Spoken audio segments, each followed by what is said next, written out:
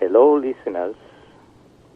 This is Mubilu Musoke with another conversation on the democratization of Africa, the case of Uganda in comparative perspective.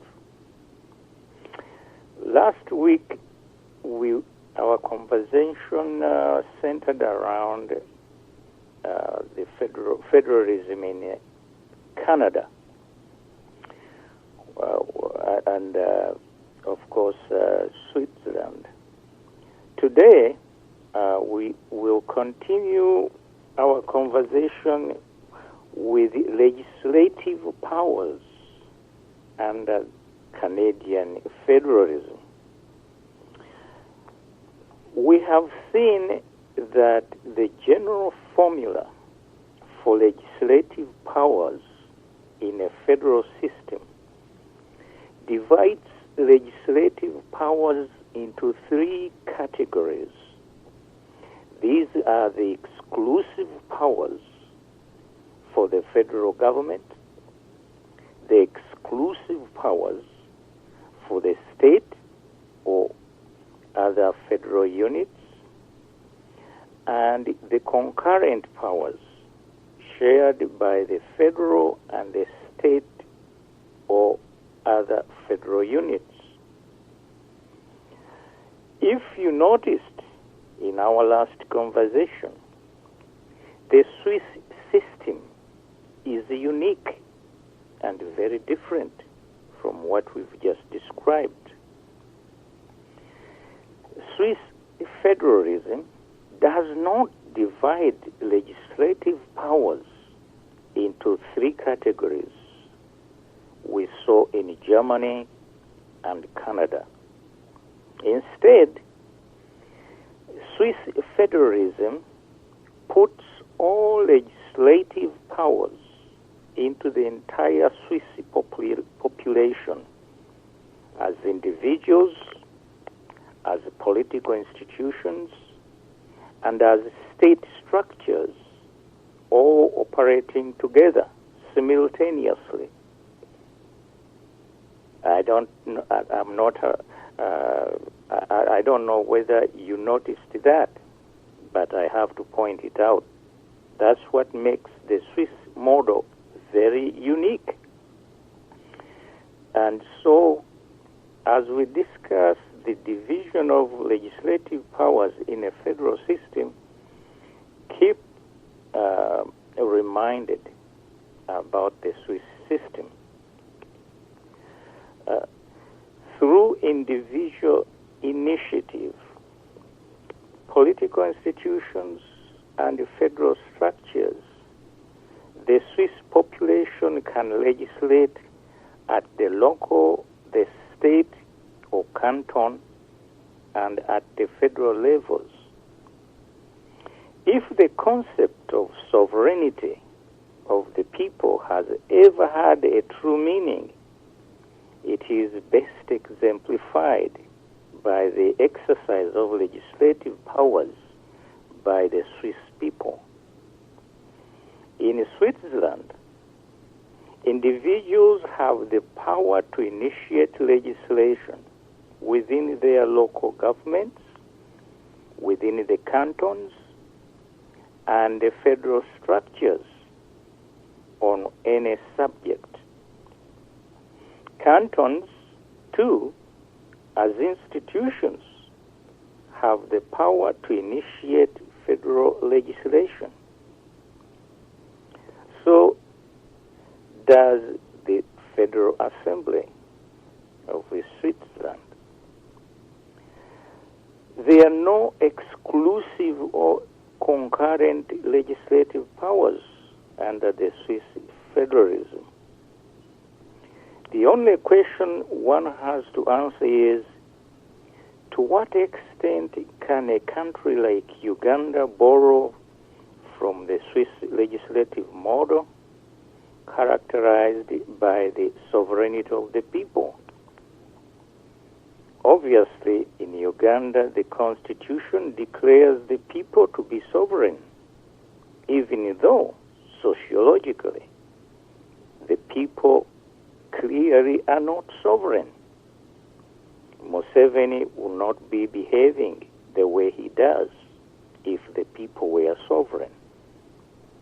So the politically timid and philosophically short-sighted are free to argue, unfortunately, convincingly, but obviously incorrectly, as they did under the movement system, that Ugandans are not politically mature enough to enjoy the matunda of the Swiss system. The word matunda is a Swahili word meaning fruits. It was popularized and injected into politics by Jomo Kenyatta soon after independence in 1963. It basically referred to the benefits of independence, which later turned out to be corruption in its worst form. So, are the Ugandans ready for the matunda of the Swiss system? Well, to such arguments as people may raise, I contemptuously laugh. Such arguments, in my view, are misconceived. We are talking about human rights.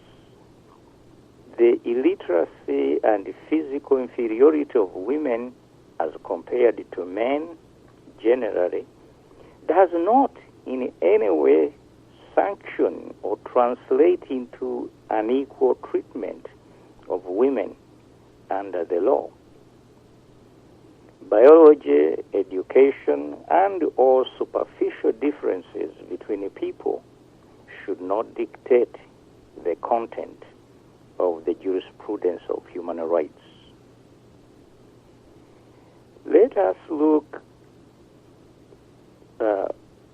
briefly at the history of Canadian legislative powers. We may learn something very important, because later on we will talk about the abortive Quebecan attempt to secede from Canada. The question will be, is there a right to secede?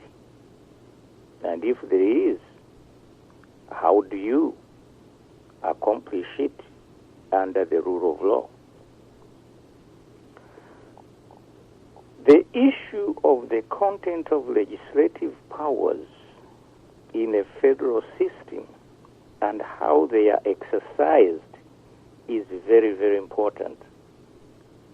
We earlier on talked about design defects in federal systems. One crucial defect in the Canadian system was the total absence of a constitutional amendment formula. How could this be? You may gasp in amazement. The answer is simple and obvious. The British North America Act of 1867, also known as the Canadian Constitution, was enacted by the British Parliament. Ordinary acts of the British Parliament do not contain an amendment formula, because British Parliament was regarded as sovereign and therefore not subject to legislative constraints. Parliament is, or as was then, regarded as supreme in Britain. It could enact and amend any act, any law it passed any time, for any reason, and for no reason at all. Even though such an irrational political scenario would be inconceivable in a democratic system. The defect, however, turned out to be part of Canadian constitutional history. It eventually contributed to the Quebec secessionist movement. Recent Canadian history, just as the Swiss federal systems recaptured a few minutes ago, remind us of two things, namely, the intimate relationship between democracy and federalism, or federalism as a democratizing device, and second, democracy as the ultimate manifestation of the sovereignty of the people. One question Canadian constitutional history raises is, who are the sovereign people in Canada? The first step in the case of Canada was to make the British North American Act a truly Canadian law, as opposed to a British legislation only amendable by the British Parliament. That happened in the patriation of the British North American Act, 1867, which was Canadianized in 1982. The democratization of Canada also provoked a secessionist movement in Quebec. The main grievance of the French Canadians was that they felt as if they were strangers in their own country. So they decided to secede from Canada through their organization called the PQ, Parti Québec. One can pause here and ask, what were the real causes of the secessionist movement in Quebec? Was it colonialism, imperialism, political oppression, dictatorship, or something else? These are questions which my friend Kasozi Mukasa may want to think about. The absence of an equitable amending formula in the British North American Act 1867 was a serious constitutional design defect. It was the logical result of the parliamentary legislative principles inherent in the British constitutional system mentioned above. Patriation of the Canadian Constitution required an agreement among the Canadians on a constitutional amending formula to remedy the defect which the British North American Act was born with. The question is, how do we translate sovereignty into a constitutional amendment formula? The Canadian experience can teach us a lot about how to go about this design process, bearing in mind the Swiss experience.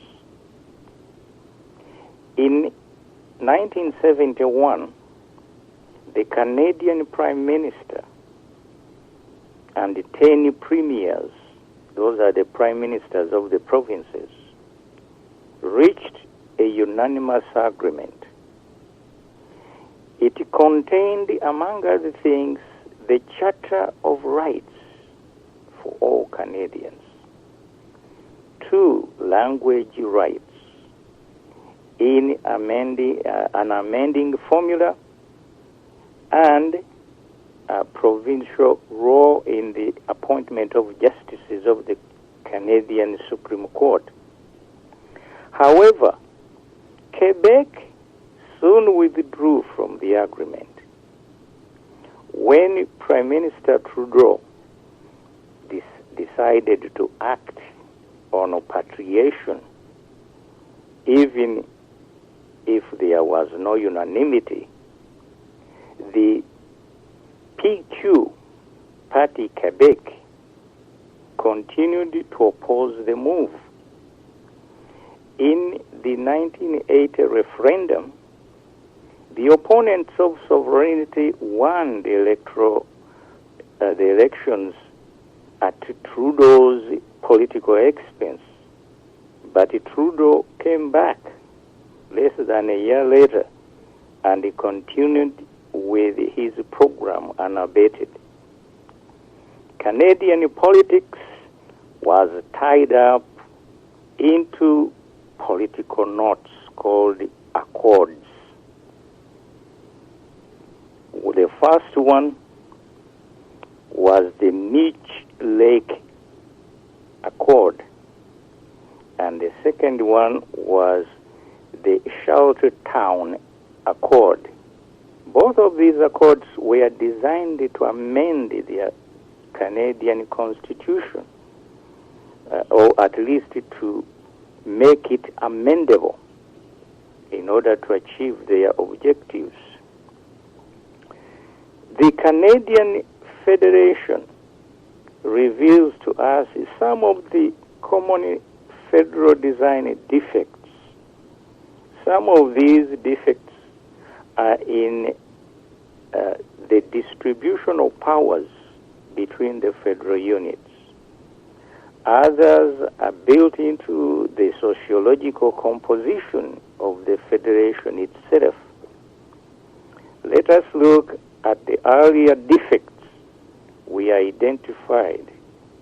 These included different types of asymmetries. The Germany in 1871, Prussia was both a territorial and a demographic asymmetry within the German Federation. As a result, Prussia was almost 50% of the Bundesrat, the house that represented the federal units in the federal legislature. That created problems. Nigeria, at independence in 1960, had a similar design defect with the three regions. Northern region constituting about 70% of the federation compared to the other two regions, East and West. Ultimately, both the German and the Nigerian demographic and territorial asymmetries had to be dismantled in order to make the federal system work better. Uganda's 1962 constitution is another example of another type of asymmetry in federalism. This is political asymmetry. Article 2 of the 1962 Constitution of Uganda, for example, provided that there were two categories of units within the countries. Some were federal and others were districts. Federal states and districts. So they created inequality. Inequality in a federal system is a source of problems and imbalance. These federal asymmetries inevitably translate into disproportionate distribution of legislative powers. Canada does not suffer from the demographic or territorial asymmetry. It has a sociological asymmetry and an imbalanced legislative process. Sociological asymmetry has plagued Canada, leading to two failed reforms of the 1990s, 80s and 90s. And the threat of the Quebec to secede from the Federation. I'll stop here for a few minutes, and I'll come back to give you the background to the Canadian solution to the legislative process and the Federation of Canada. Thank you very much.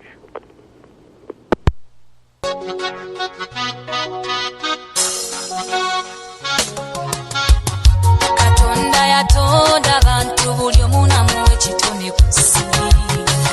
Nze namala emyaka mingi nga simanye ekituufu kikyendi. Nga bwe ntuula ne maama mu ddiiro ne ndaba balungi ku ttivi. Ne mbasomako mu mawulire abalala mbalaba mu nguudo.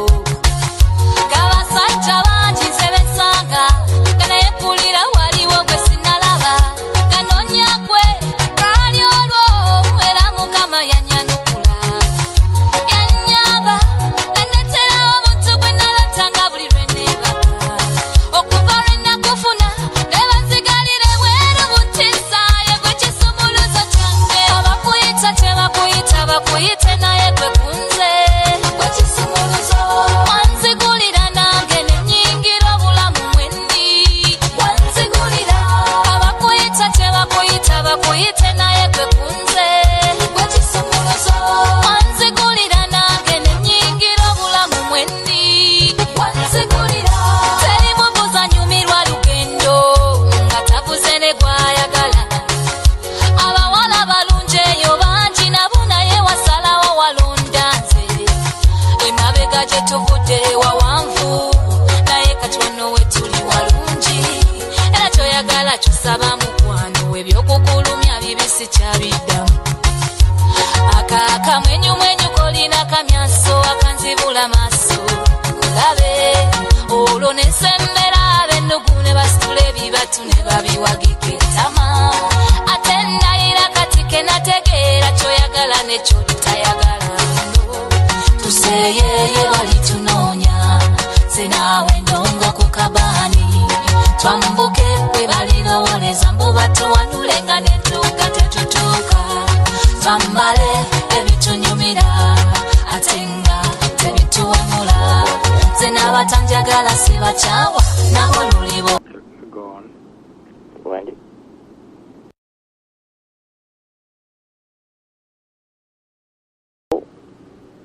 After a short break, I'm back to continue our conversation on legislative powers under the Canadian federalism. Canada struggled strenuously in the 80s and 70s and the 90s to try to cure the defects of the inherent in the Canadian North American, the British North American Act, which had no amending formula, which is a very, very serious defect, as one can imagine. One of the first attempts to deal with this problem was what they called the Mitch Lake Accord.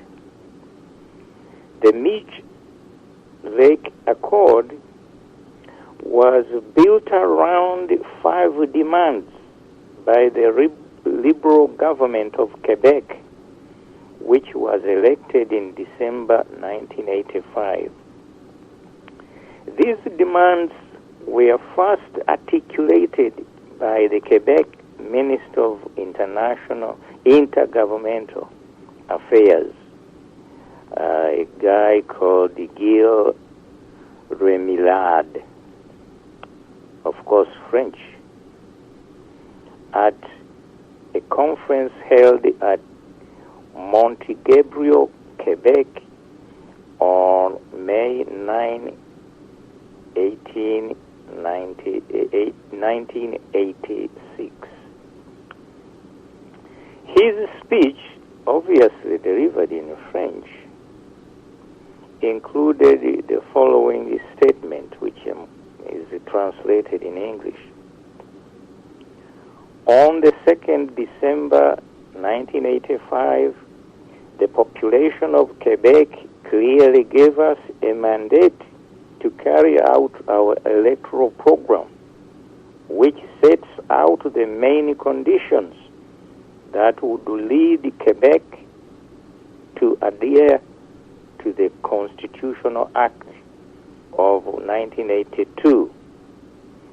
Now, the Constitutional Act of 1982 is exactly the same legislation as the British North America Act of 1867 after its repatriation. So the two, when you hear the Constitutional Act of 1982, it means exactly the same thing as the British North American Act of 1867. Now, nothing really changed in its contents, except that in 1982, the British North American Act was Canadianized through a process they call patriation. These are the conditions the Minister of Intergovernmental Affairs, Gil Remillard, had in mind, was spelled out. 1, explicit recognition of Quebec as a distinct society. 2, guarantee of increased powers in matters of immigration. Of course, he was implying migration into Quebec by French. 3, limitation of the federal spending power. 4, recognition of a right of veto by Quebec.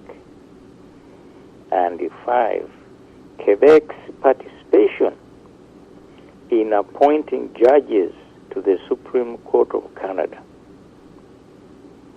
Those were briefly the demands.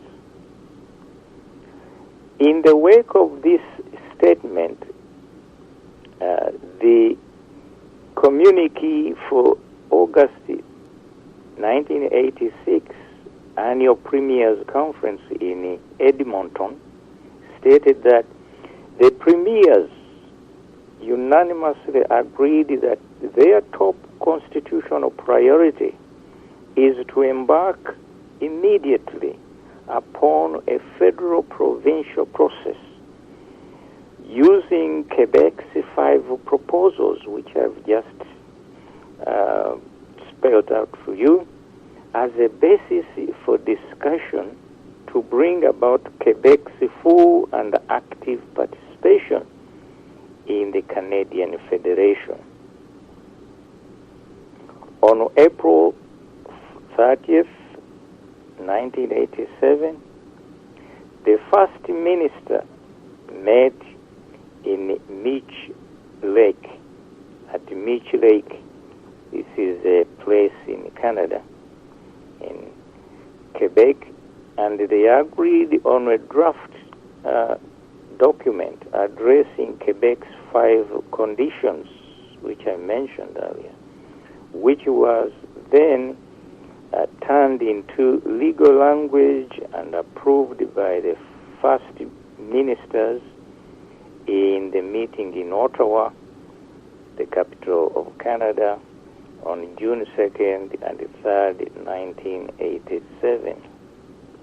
The key and ultimately the most controversial provision of the Mitch Lake Accord was the recognition of Quebec as a distinct society and the affirmation of the role of the legislature and government of Quebec to preserve and promote the distinct society they were talking about. The complete legal provision stated first that the Constitutional Act 1867 is amended by adding thereto immediately after Section 1 thereof the following section, namely, that the Constitution of Canada shall be interpreted in a manner consistent with A, the recognition that the existence of French-speaking Canadians centered in Quebec, but also present elsewhere in Canada, and English-speaking Canadians centered outside Quebec, but also present in Quebec, constitutes a fundamental characteristic of Canada. And B, the recognition that Quebec constitutes within Canada a distinct society. Now, this provision needs a little elaboration. The importance of this provision is the assertion that Canada was founded by two distinct societies, the French and the English. Obviously, that ignores the indigenous, but we are coming to that very soon. The role of the Parliament of Canada and the provincial legislatures to preserve the fundamental characteristic of Canada referred to in the above paragraphs quoted. The role of the legislature and the government of Quebec to preserve and promote the distinct identity of Quebec referred to above is affirmed. And 4, nothing in this section of the amendment, that is, to the Constitution, derogates from the powers, the rights, or privileges of Parliament or the Government of Canada, or of the legislatures or governments of the provinces, including any powers, rights, or privileges relating to language. Of course, language is a very important element in Canada. French and English are the two national languages. The accord would also have committed the government of Canada to negotiate immigration agreements with the provinces and would have protected those agreements from unilateral federal amendment. That is, the Constitution Amendment proposed for 1987 limited the federal spending powers by providing the compensation to the provinces that opted out of shared cost programs. We will come to that, namely equalization, fiscal equalization, provided the Quebec and all other provinces a veto over constitutional amendments relating to central institutions and the extension of provinces into the territories or the creation of new provinces. And they guaranteed that 3 justices of the Supreme Court of Canada would be from the Quebec Bar, the Quebec Law Society, and that the justices would be appointed from among names submitted either by Quebec in the case of its 3 justices, or another province in the case of the other 6 justices. All these, along with the distinct society provision, were designed to respond to Quebec's 5 conditions spelled out. The accord also provided for provincial nomination of senators and first ministers, conferences on the economy and the constitution of Canada. That was the Mitch Lake Accord. Well, eventually it amounted to nothing, and therefore they tried once again. This time a new accord was called the Sheltertown Accord. The Sheltertown Accord, which was the result of the Canada round of constitutional negotiation, to contrast them with the Quebec round, the Mitch Lake Accord of negotiations, which led to the Mitch Lake Accord, was a much more extensive package of constitutional reforms that had been the Mitch Lake Accord. Sheltertown included provisions on reform of the Senate demanded by the West and the House of Commons, provisions to allow for the creation of new provinces out of territories by the federal government, demanded by the territories, provisions clarifying the division of powers on such matters as labor market, training, culture and communication, telecommunications, provisions to strengthen the constitutional guarantee of equalization payments, that's fiscal equalization, demanded by Atlantic Canada, that is the eastern part of Canada. The provisions protecting certain lands and a radical set of provisions on First Nations self-government. What is First Nation self-government? That's the Aboriginals, the natives, self-government, the likes of which have not been seen in any self-government agreement before. So you see, legislative powers are very, very, very important in a federal system. And when you are negotiating to create a federal structure, your attention should center on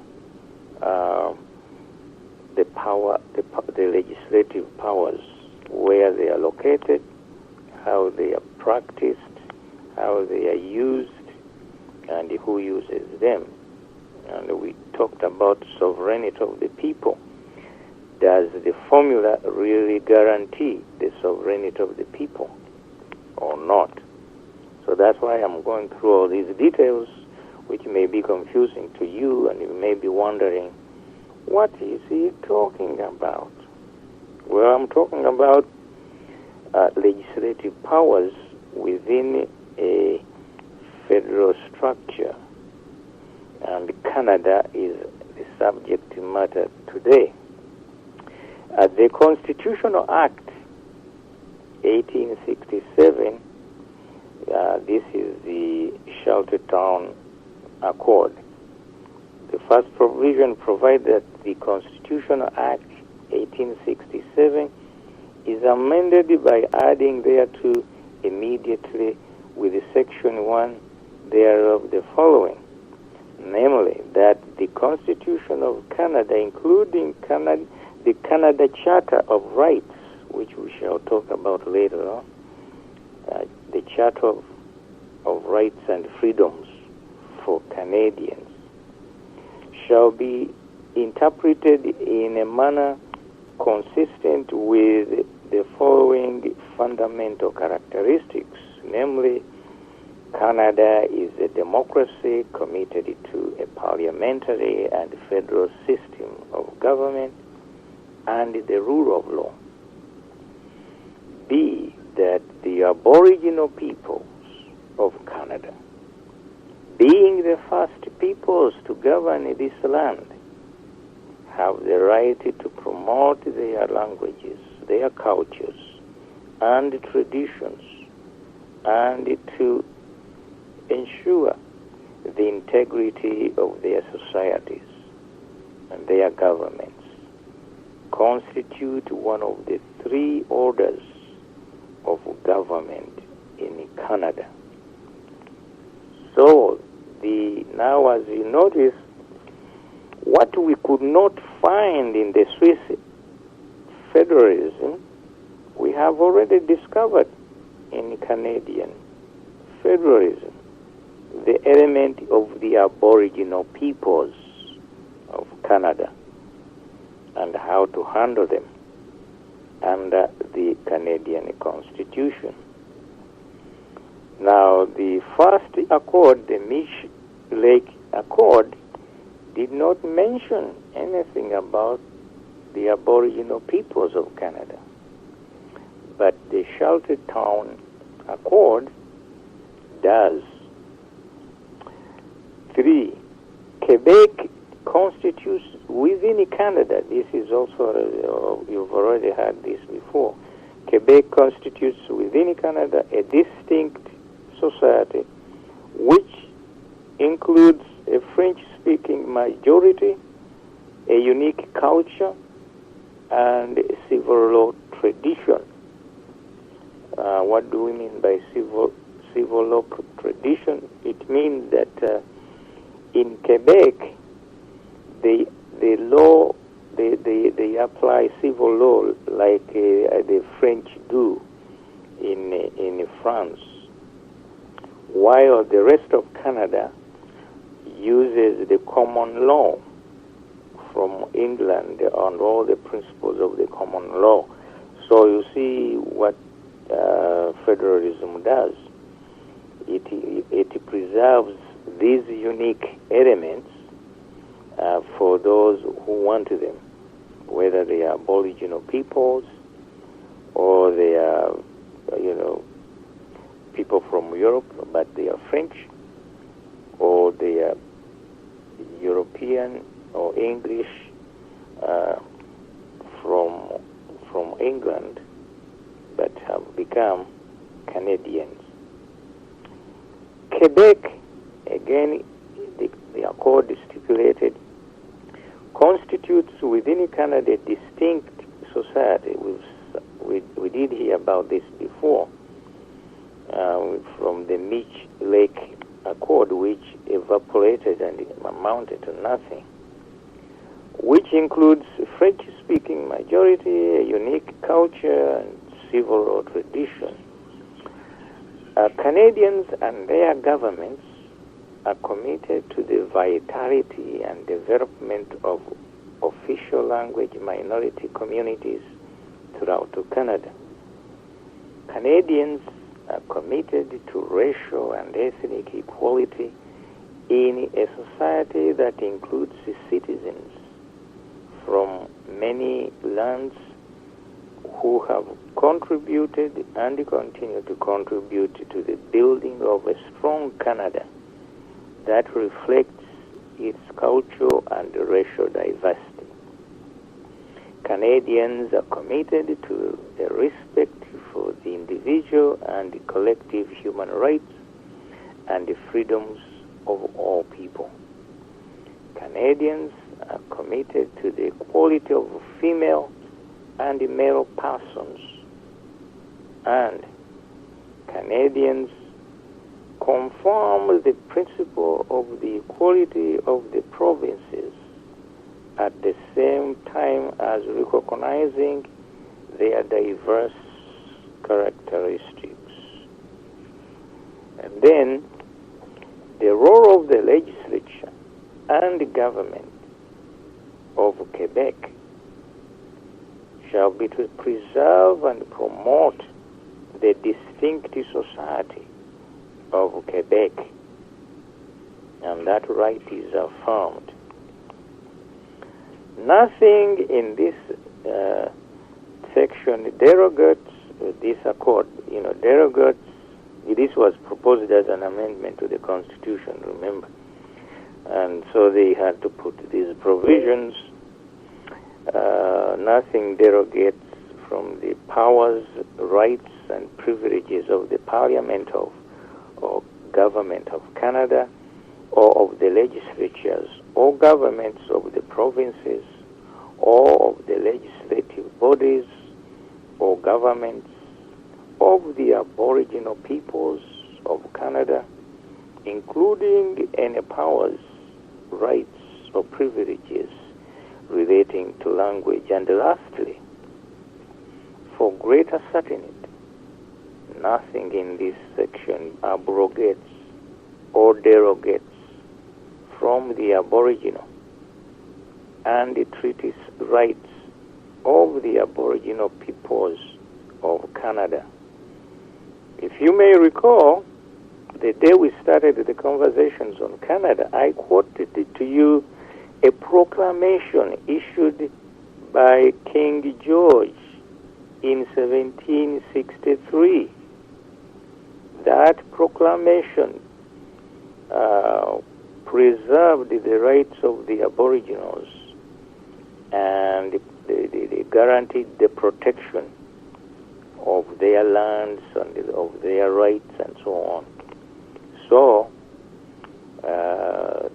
this is important in the sense that when you're creating a federal system, there are many elements you have to look at. There are many rights you have to protect. And of course, there are many interests you must take into account. As neither the Mish Lake or the Charlottetown Accords ever became part of the Constitution, it is impossible to determine whether this Charlottetown provision, with its more specific reference to what was included in the Quebec's distinct society and its specific reference to the Charter of Rights in the opening words of the section, would have affected the court interpretation of Quebec's powers to preserve and promote its distinct society. This idea of distinct society, which arose from Quebec, the French Canadians trying to preserve their culture, language, and other interests, is probably something many of you may consider thinking about. When you go to Uganda, Uganda is far more diverse than Canada. And so these are things when you're framing and planning, formulating a federal structure, things you have to be aware of, not only be aware of, think about, and full aware that they have, how you treat them has consequences later on. and it even contributes to the stability or instability. Canada is the best example. The provision in the Sheltertown Accord was designed to reflect the conventional wisdom about how the courts would have interpreted the Mish Lake provision, the first one we considered, and to place it in a broader context that was more fully reflective of Canadian society, thereby being what they used to call the Mish Accord Plus, because the Sheltertown Accord added something new, a new element to the Mish Lake Accord. The Sheltertown provision on immigration agreements, for example, was almost identical to the Mish Lake provision, except that provinces were to be guaranteed equality of treatment with any other province that already had an agreement, and the other provinces were concerned about the federal government making an agreement with the Quebec on terms that would then be denied to them. It is debatable, however, whether this clause in the Sheltertown Accord, compared to the Mish Lake Accord, whether it was the protection of the agreement was identical to the Mish Lake Accord. It seems difficult to claim that this provision was really what they dubbed Mish Plus or Mish Minus. If they added a new provision in Sheltertown, it was a plus. If they subtracted, it was a minus. That was a shorthand way of referring to what was happening during these negotiations. The limitation of the federal spending power, on the other hand, is clearly Mish Plus.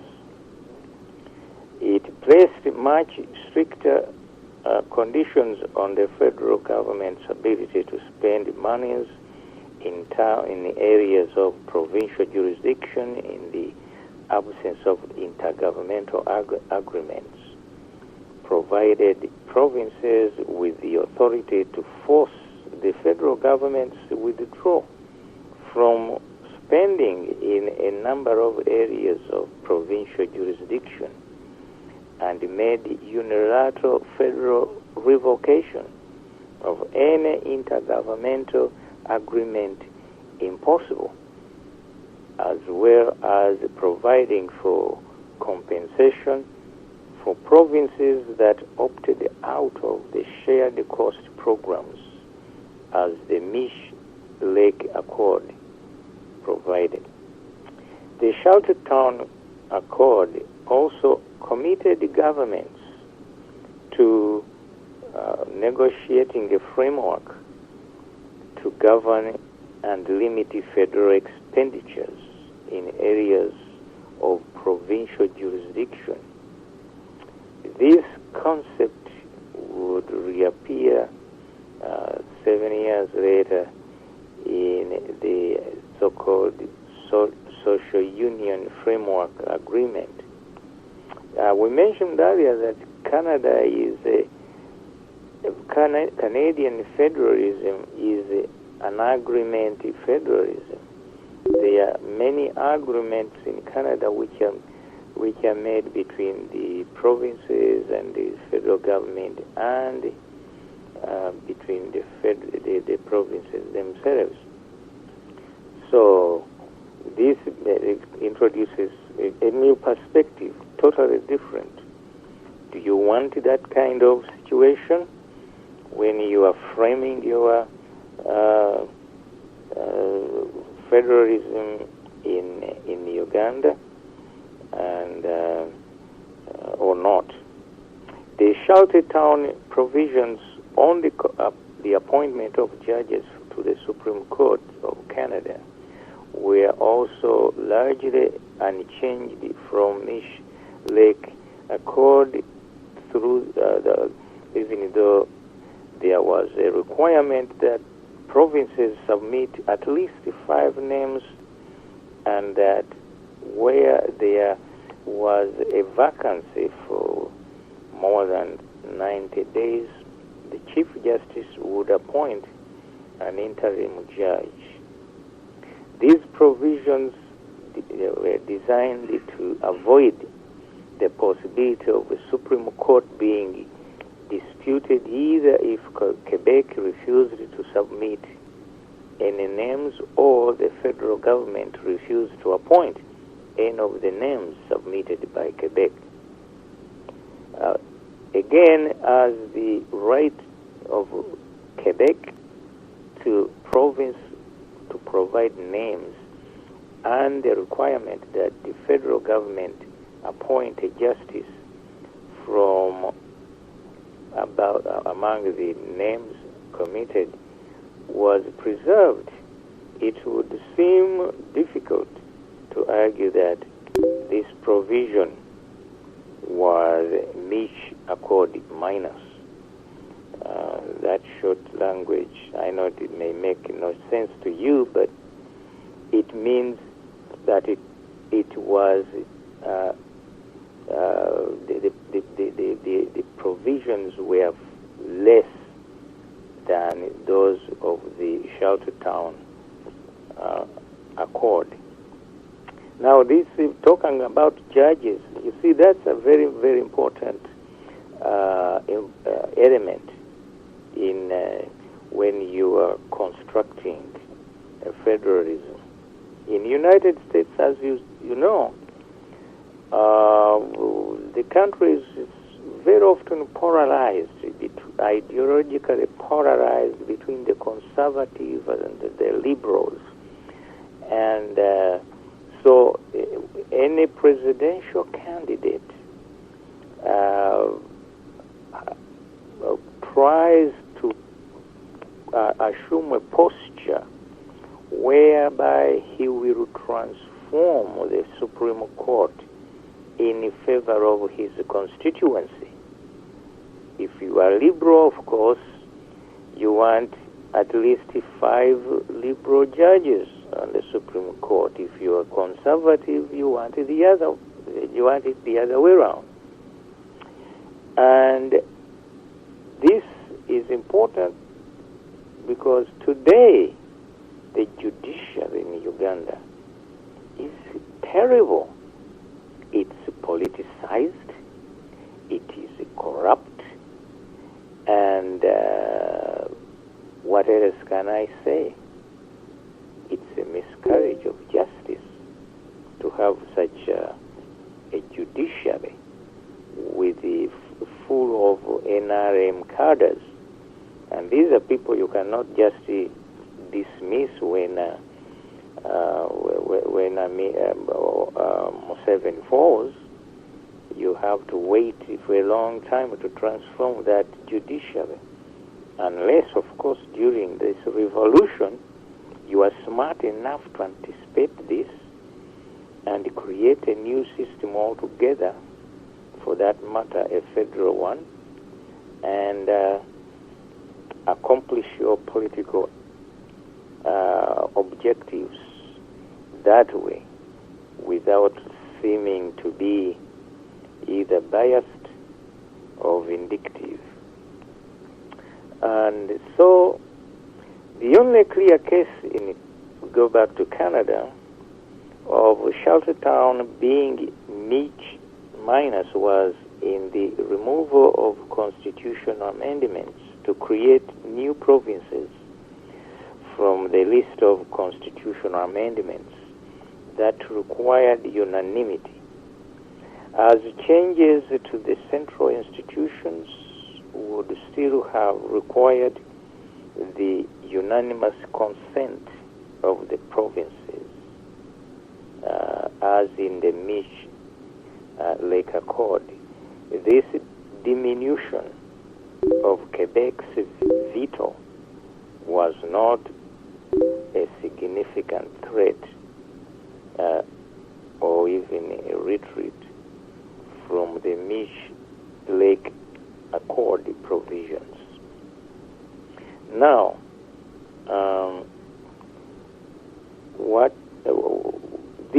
these accords failed politically. They did not amend the Canadian Constitution, and but the only achievement which was the Canadians could boaster about, which was very substantial for a parliamentary system, was the adoption in 1982, at the same time when the patriation of the British North American Act was Canadianized,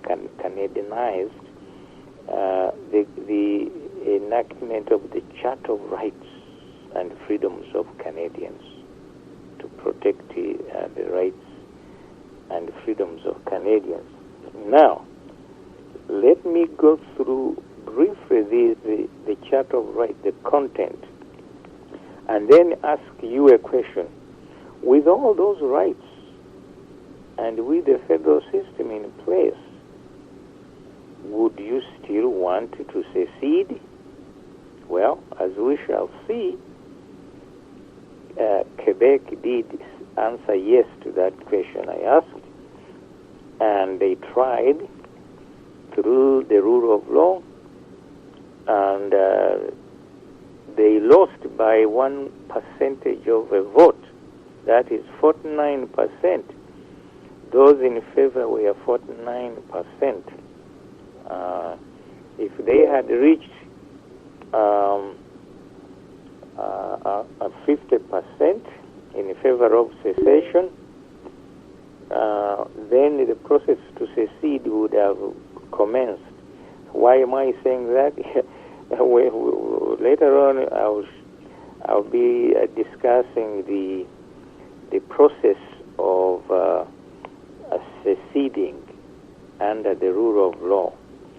You remember, those who were listening then, in Switzerland, there was a time when a section predominantly Protestant initiated a referendum to secede from a canton that was predominantly Catholic, and they did succeed. They were not seceding from Switzerland; they were seceding from Canton to form their own canton. That is, to form their own state within the Swiss Federation, which they succeeded to do.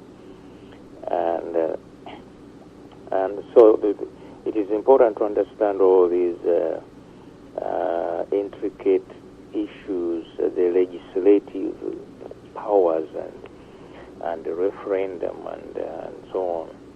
But now let us look at the Charter of Rights and Freedoms, which the Canadians enacted in 1982. The Canadian Charter of Rights and Freedoms guarantees the rights to freedom. The Canadian Charter, for example, guarantees the rights and freedoms set out in the Charter, only to such reasonable limits prescribed by law as can be demonstrably justified in a free and democratic society. What does that mean? Demonstrably justified in a free and democratic society. That's a formula introducing a vague exception to the enjoyment of these rights. That all your rights are guaranteed, subject only to reasonable limits prescribed by law, as can be demonstrably justified in a free and democratic society. I'm not going to go into detail of this. This will come on when we are dealing with a very, very interesting subject. That's what I was going to do before I embarked on federalism. But the interesting subject I'm talking about is the freedom of assembly, freedom of association, and freedom of expression. Usually they say you have all those rights subject to certain reasonable limits, demonstrably justified in a free and democratic society.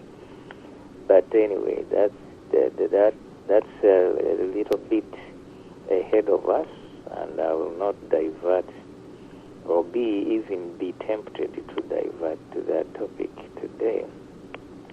Fundamental freedoms. The Charter, the Canadian Charter of Rights and Freedoms, guarantees what they call fundamental freedoms. Which are these? These are that everyone has the following, in Canada, has the following freedoms. And this, remember, this charter is Canadian. It covers it. It doesn't depend on the state where, the province where you reside. So this applies to every corner. It applies to the Aboriginals in Yukon. It applies to the French in Quebec, and it applies to the English-speaking in Montreal and everywhere in Canada. These freedoms include freedom of conscience and religion, freedom of thought, of belief, of opinion, of expression, including freedom of the press and other media of communication. They are guaranteed. Freedom of peaceful assembly is guaranteed. Tell that to Museveni. You don't even need a license. You don't even need the police, Kaihura's vindictive sanction to have a peaceful assembly. This is a very interesting subject. We will compare the American, U.S., and the British system and see whether we fit in anywhere. The lastly is the freedom of association. Of course, that one everybody seems to know about, and I don't need to explain it any further. Now, there is in the Canadian Charter of Freedoms, Rights and Freedoms, what they call democratic rights, which provides that every citizen in Canada has a right to vote in an election of members of the House of Commons or of a legislative assembly, and to be qualified for membership therein. And no House of Commons and no legislative assembly shall continue for longer than 5 years from the date fixed for the return of the writs at a general election of its members. Tell that to the MPs in Uganda who want to suspend elections and continue for another term. By the way, there is a precedent in 1967. They did exactly the same, and Obote. And Obote used the pretext of the problems in Uganda as the existence of the state of emergency and so on, that the conditions were not conducive to elections, and therefore we shall hold them late 5 years later. So the democratic rights also include in any time of real or apprehended war, invasion or insurrection, the House of Commons may be continued by Parliament, and a legislative assembly may be continued regardless of war. It's the right of the people to have their issues deliberated upon and decided whether or not you have a war going on. And then there are what they call legal rights. Everyone, every Canadian, that is, or for that matter, anybody residing in Canada, has the right to life, to liberty, and the security of the person, and the right not to be deprived thereof, except in accordance with the principles of fundamental justice. Now those are legal rights guaranteed in the Canadian Charter of Rights and Freedoms. Now, with all these rights guaranteed, why would you secede from Canada? Well, we'll come to that issue later on. The other rights guaranteed by the Charter is equality. They call them equality rights. Every individual, they stipulate, is equal before and under the law, and has the right to the equal protection and the equal benefit of the law without discrimination, and in particular without discrimination based on race, national or ethnic origin, color, religion, sex, age, or mental or physical disability. And second, subject to what I've just pronounced, the right to preclude, does not preclude any law, program, or activity that has at its object the amelioration of conditions of disadvantaged individuals or groups, including those that are disadvantaged because of race, of national or ethnic origin, of color, of religion, sex, age, or mental and physical disability. So all these rights are guaranteed. They are called equality rights. And of course there is the official language, the language rights. And of course in Canada, English and French are the official languages of Canada and have equality of status and equal rights and privileges as to their use in all institutions of Parliament and government of Canada. So English and French are the official languages, and however, the official languages of New Brunswick have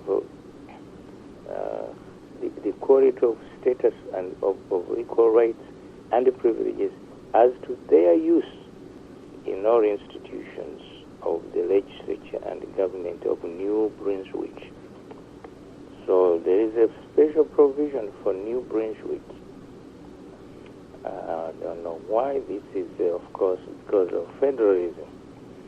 A state, a province or state, canton or whatever may come in and demand certain provisions, and this is what happened. And nothing in this charter limits the authority of Parliament or the legislature to advance the equality of status or use of English and French. And so these are the some of the rights as they relate to languages.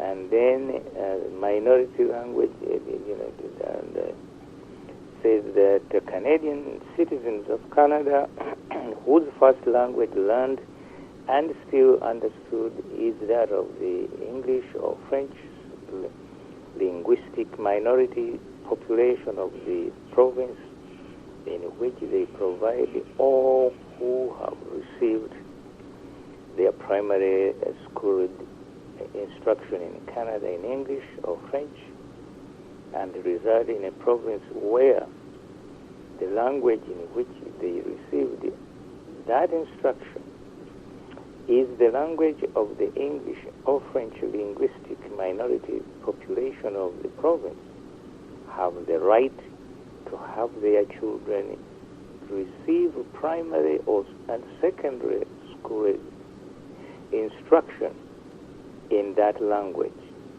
in that province. So there are many other detailed provisions, but I'm trying to spell out these because it is necessary to understand Quebec's movement to secede. This charter was in force when the Quebecans wanted to secede from Canada. So what reason would they have? I mean, they didn't have a dictator like Musoke, and they didn't have other conditions that were comparable to atrocity and so on. But nevertheless, do the people have a right to exercise their sovereignty and secede? That issue we are going to face to answer directly. Now, if I may also point out, the application of the Charter, it clearly spells out in Article 32 that this Charter applies to the Parliament and the Government of Canada in respect of all matters within the authority of Parliament, including all matters relating to the Yukon Territory and the Northwest Territories. For those of you who don't know what Yukon Territory is, it's in the northwest of Canada. These are huge, large provinces which are in the northwest of Canada. If you know the map of Canada, Canada has 10 provinces, and it's a huge country from the east coast to the west coast, and all the way north to Greenland.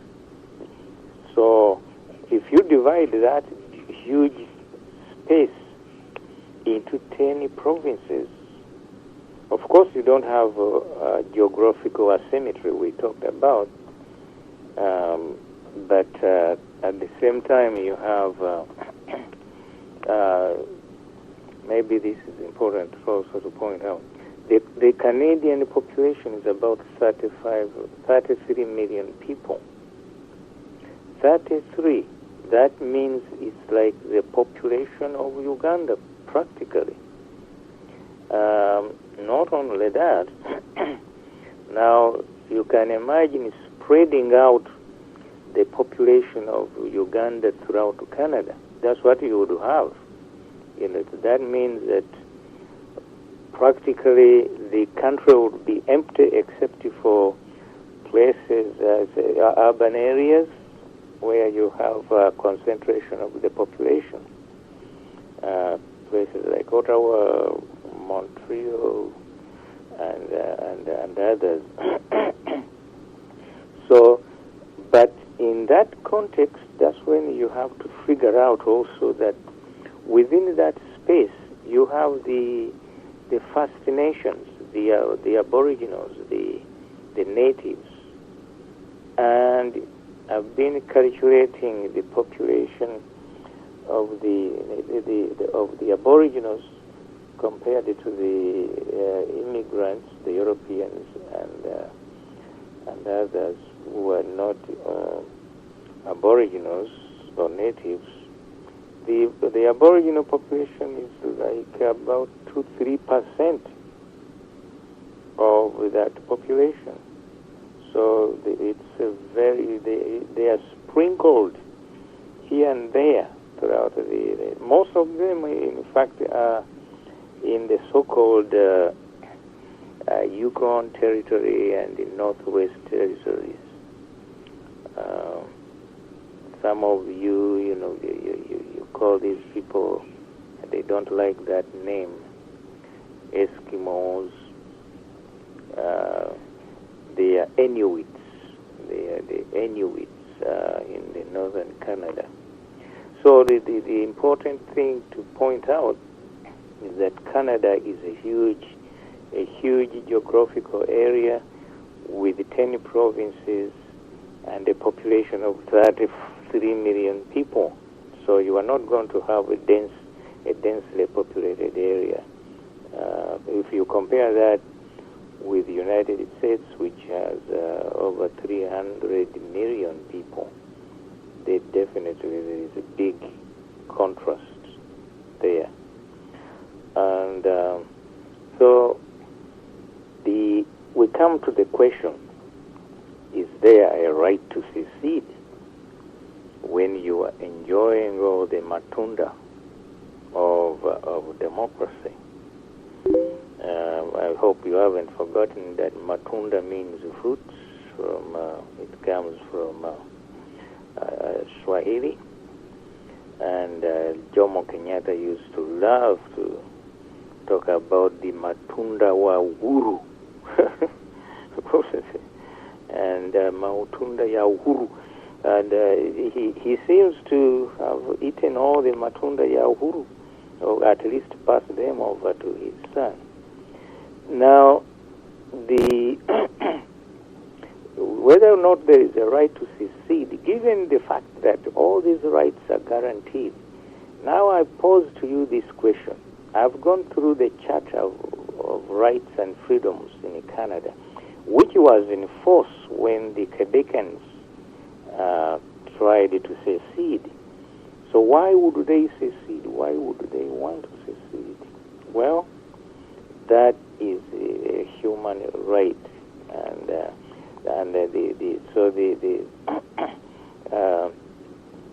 the Canadian Charter of Rights and Freedoms extensively guarantees the protection of human rights, as I have pointed out. Ironically, it was after the Charter of Rights and Freedoms was enacted in 1982 that the movement for Quebec to secede gathered momentum. The constitutional rights and freedoms protected by the Charter did not prevent the French community in Quebec from demanding secession. Is there a right to secede? If there is, how can it be achieved through the rule of law? Well, these issues actually came up after the failure of Quebec to gather enough votes to secede from Canada. The Canadian government requested the Supreme Court of Canada to answer 3 questions. This was in 1996, just after the failure. Now, one would have said, why now ask the courts to tell us, to give us an answer to these questions, whether there is a right to secede or not? What if they say yes, and then other territories or whatever may say, okay, the Supreme Court says we have a right to secede, so we go ahead and secede. Not like in South Sudan or in Eritrea, but using the law, the constitution, the federal structure. As I pointed out earlier, one of the chief defects of the Canadian Constitution was the absence of a formula to amend the Constitution. And these attempts to amend it through the Mish Accord and the Charlottetown Accords, they both failed. They didn't go through. So the Canadian Constitution remains as it originally was. Now, let me point out again the difference between the United States and Canada. In Canada, there is what they call the Supreme Court Act. Under the Supreme Court Act, the government can request an advisory opinion in a legal issue. And the court, under Section 53 of the Supreme Court Act, the governor can put these questions to the Supreme Court for them to answer, and that's what they did in 1996. The governor in the council in Canada referred the following questions to the court. 1. Under the Constitution of Canada, can the National Assembly, the legislature, or the government of Quebec effect the secession of Quebec from Canada unilaterally? Question 1. Question 2. Does the international law give the National Assembly, legislature, or government of Quebec the right to effect the secession of Quebec from Canada unilaterally? Okay, those are 2 questions sound similar, but one had to do under the Constitution of Canada. The first one was under the Constitution, and the second one is under international law. In this regard, is there a right to self-determination under international law that would give the National Assembly, legislature, or government of Quebec the right to effect the secession of Quebec from Canada unilaterally? And that word unilaterally is important in these questions. It's not put there for decoration. In other words, Quebec acting alone, can it effect through a referendum? Can it achieve its political objective of seceding from Canada? And lastly, in the event of a conflict between domestic and international law on the right of the National Assembly, the legislature, or government of Quebec to effect the secession of Quebec from Canada unilaterally, which would take precedence in Canada. Okay, those are three profound questions. If I may remind you, the first one was under the Constitution of Canada, can Quebec, or could Quebec, or any other province for that matter, secede from the Federation unilaterally? These are very important questions, by the way, and I'm not raising them for academic purposes only, for also political and practical purposes. We are in the process of not only forming a federation for Uganda, but we are anticipating in the future a federation of East Africa. So be warned, these are not issues you can regard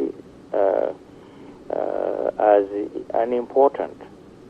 They have consequences. The answers to these three questions I've posed, which were asked by the governor of Canada, to which the Supreme Court was required to answer, they could be asked anywhere, in any country. And in the case of Uganda, when you have already created a federal system, would you be allowed to unilaterally secede using a referendum? If the majority vote that you want to secede and they approve, would you go? Would that amount to a very amicable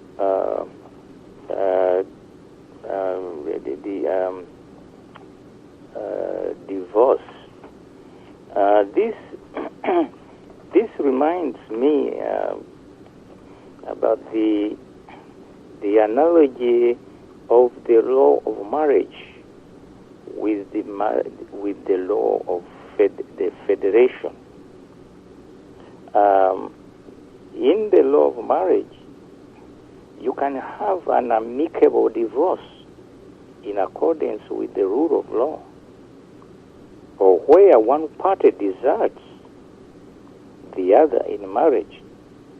A marriage may be officially terminated unilaterally. I'm using that word because it came up in the questions the Supreme Court in Canada had to answer. When a party to the marriage deserts the other one and goes away, and the marriage could be terminated unilaterally, and you can also apply that to the federal system. But of course, the analogy is not a perfect one, but it is illustrative. It can help you understand what I'm trying to explain. Like in marriages, in federations too, where there are young children in a marriage, they may be adversely affected and emotionally scarred by a marriage, especially a contested one, where spouses abuse each other and the children who love both parents are conflicted. They don't know how to handle such a situation. And many criminals are created that way, by the way. A process of divorce can lead to serious consequences, damage, psychological damage to children. Now, there is something they do also in marriages today. especially in Hollywood, where marriages are expected to last for a week sometimes. They do what they call nuptial agreements. In other words, you reach an agreement before you get married as to how you are going to handle the divorce and how to what will belong to who and when and so on. The children, who will take custody of the children, who will own the car, the 5 cars or whatever in Hollywood. Hollywood, they get married for 6 months, they don't want to look at each other, and one who deserts or one runs away, and they end up in a divorce. But if they have this nuptial agreement, they divorce it. Now, this is similar to federalism. When you are designing your federal system, you better write it as if you are also writing a nuptial agreement whereby divorce should be inevitable. Then you go by the agreement where you anticipate when the two people who loved each other dearly start hating each other effectively. The best way to do it is to have an agreement of mutual separation and divorce. So this is what we are trying to talk about, but in politics, in federation. So maybe you've never compared the federal system to a marriage, but I'm forcing you to think about it because it is very, very important. At one time, these rights we've talked about in the Canadian Charter for Freedom, Rights and Freedoms, they are there for a reason. If you are going to enjoy them, then they better make sense. So, the 3 questions, again, let me point out, I'll divert a little bit. This, under the Canadian Constitution and the German Constitution, advisory opinions are allowed. In the United States, you cannot ask the Supreme Court to give you an answer to a legal question.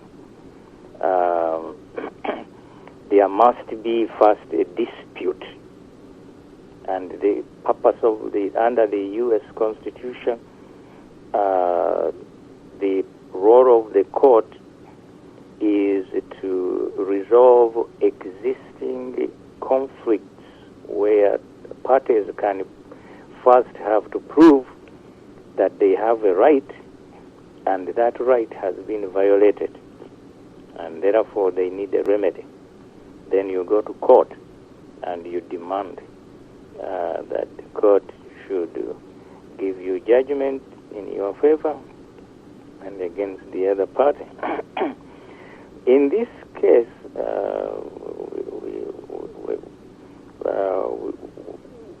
what we are talking about is when you are designing your federal system, it is important to think about all these issues, whether or not you are going to design a mutual separation from the federal system. And especially, I've already talked to you about East Africa. It's a very complicated one. Tanzania,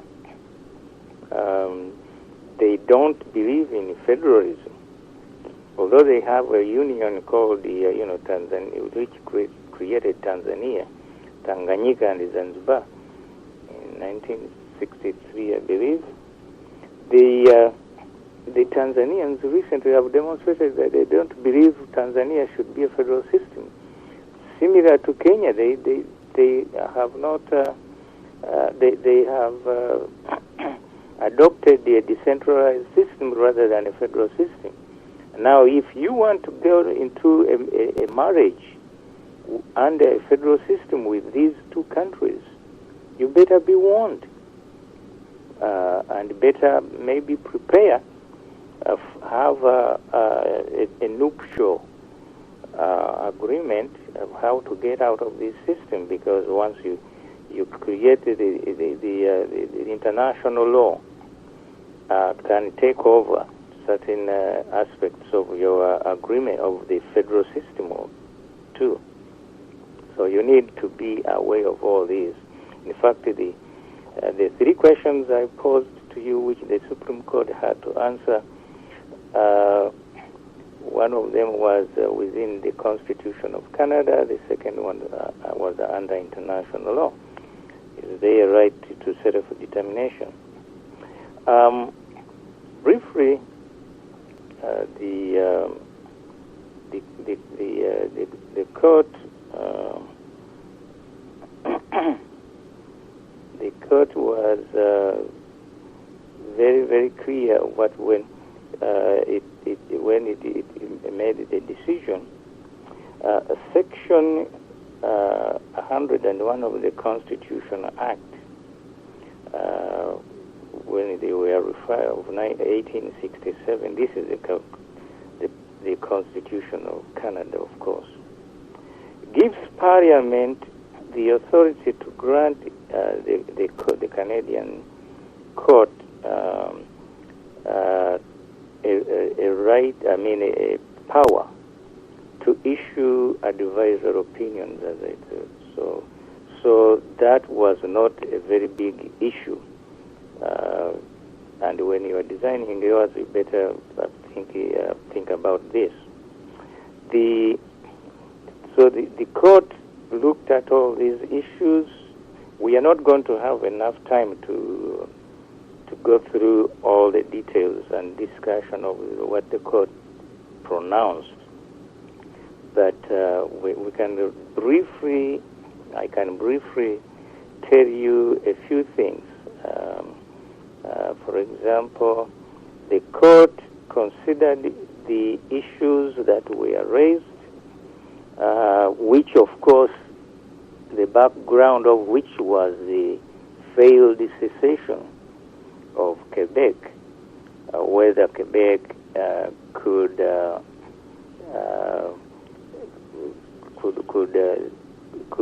secede by simply using the electoral process and getting the required majority to vote in favor, 51% to secede. Is that sufficient? And obviously the court said no.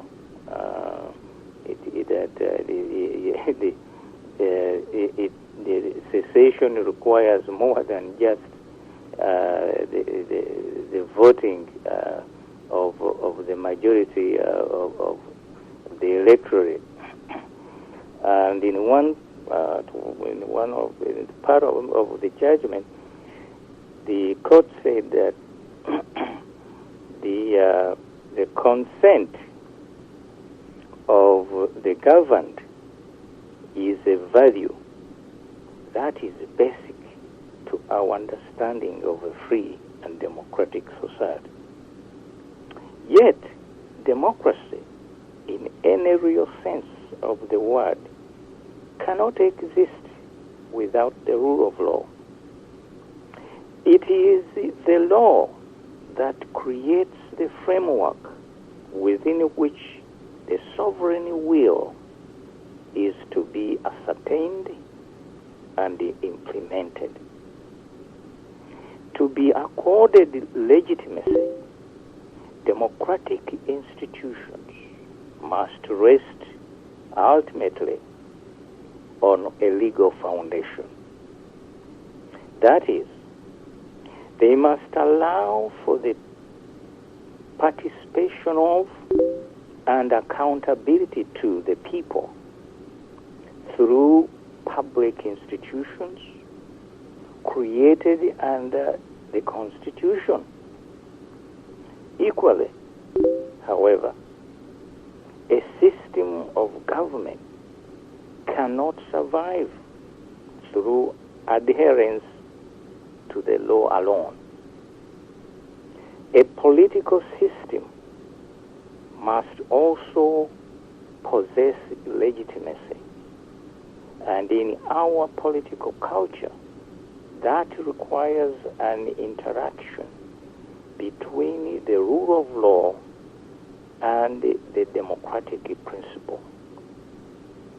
The system must be capable of reflecting the aspirations of the people. But there is more, the court said.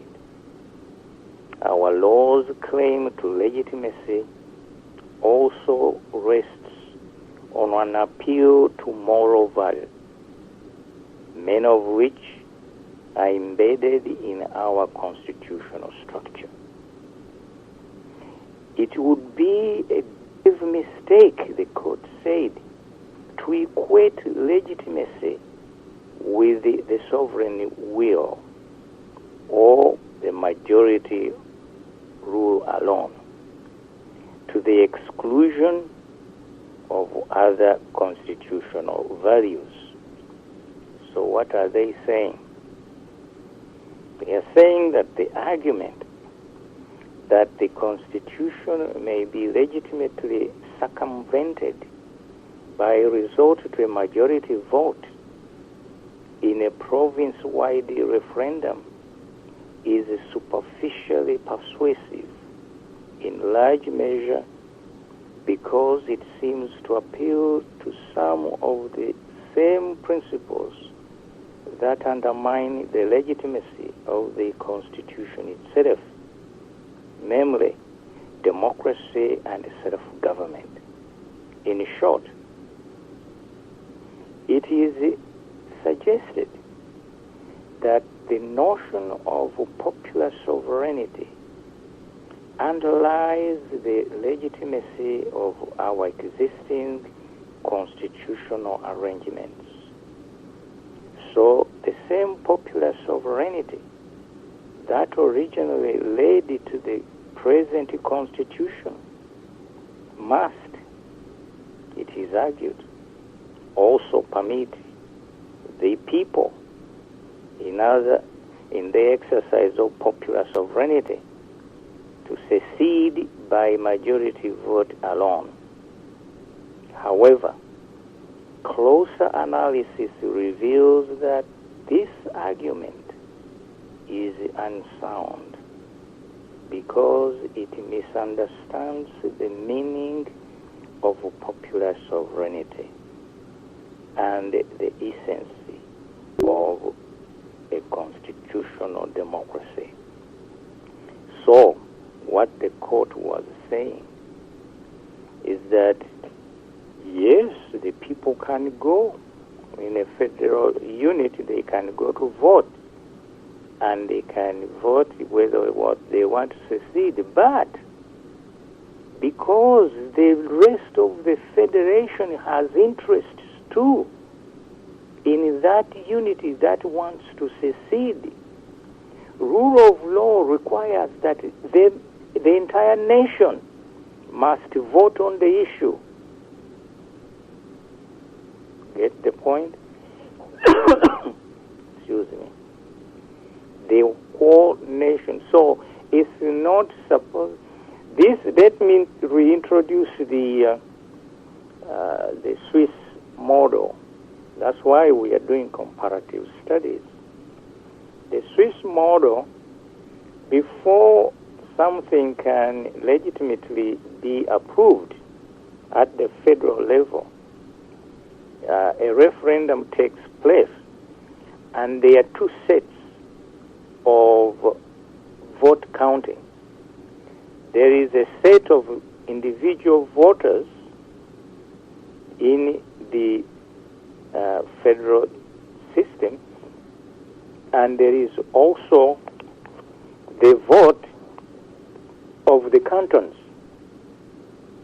For any decision, referendum to go through, majority of the cantons must approve, and the majority of the people throughout the federation must approve.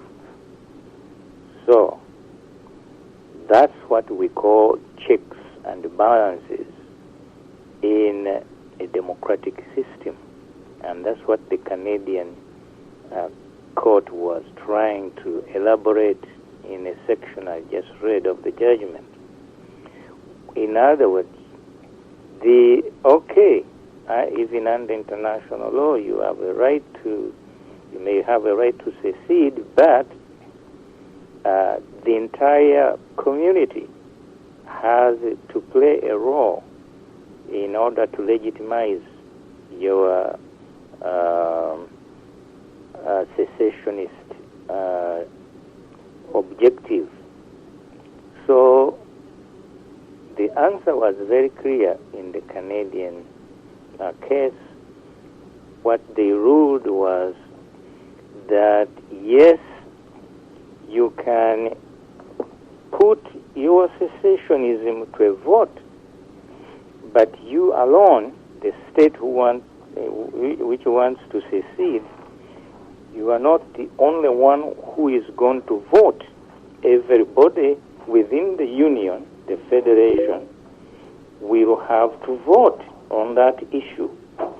And obviously the conclusion is that if the majority in the federation vote to allow you to go, you can go.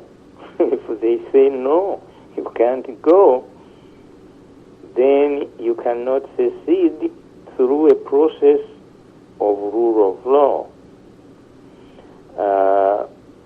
That's why I tried to give you the analogy of a marriage. Probably it clarifies my poor communication in the sense that it's like a divorce. If it's going to be under the law, the court is going to determine whether or not the couple are going to, one couple files for divorce, it doesn't mean that they are going to, the court is going to approve it. Maybe you didn't know this. Well, usually the law of marriage it has now